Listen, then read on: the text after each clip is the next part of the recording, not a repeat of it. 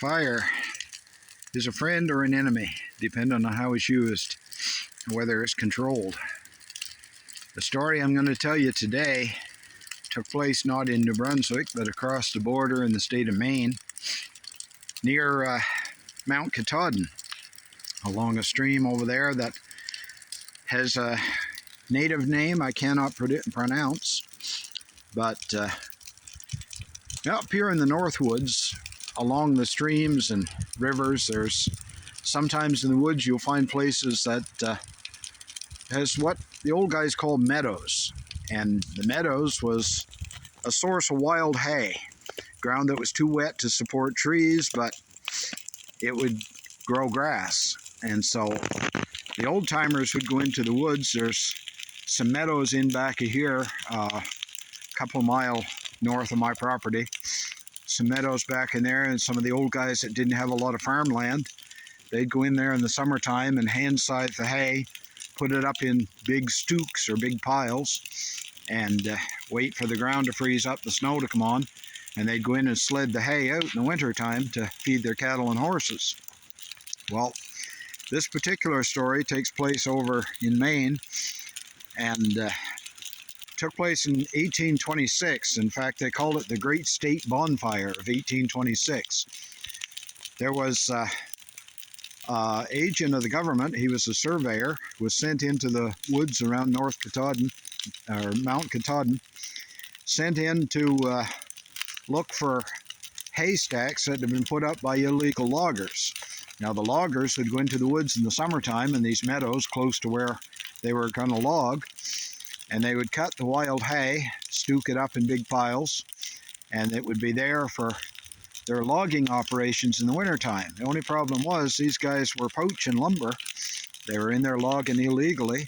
The government knew roughly where they were going to be, but with shortage of manpower and the fact that if you went in the woods looking for loggers in the wintertime, you had to go by snowshoe and travel on foot.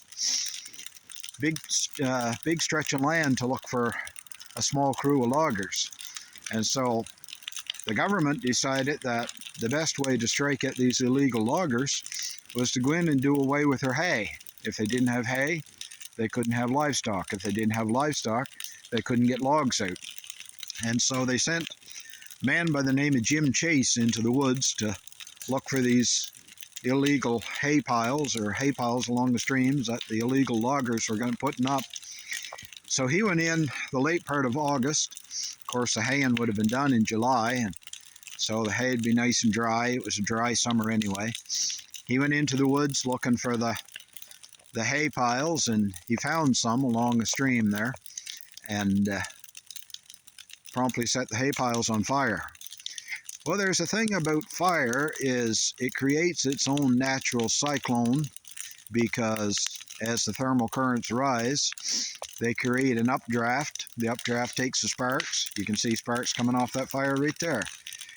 The updraft takes the sparks. It would carry the flaming handfuls of hay and into the wind currents, and first thing you know, the woods was on fire. Mr. Chase almost paid with his life because, as the story is reported in some of the newspapers of that time, he spent 3 or 4 days in a lake up to his chin to escape the fire, because everything was burning on both sides of the stream, both sides of the lake, and he couldn't escape from it, couldn't run fast enough to get away from the fire, and the only recourse was to go into the water and stay there.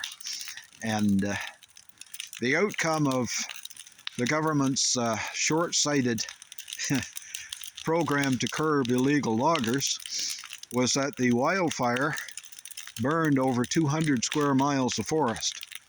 And they estimated that if they had have just let the illegal loggers go in and cut for what amount of wood that they were cutting each year, it would have taken them 40 years to cut the wood that Mr. Chase burned in the course of the 4 or 5 days that the fire burned before the rains come and put the fire out.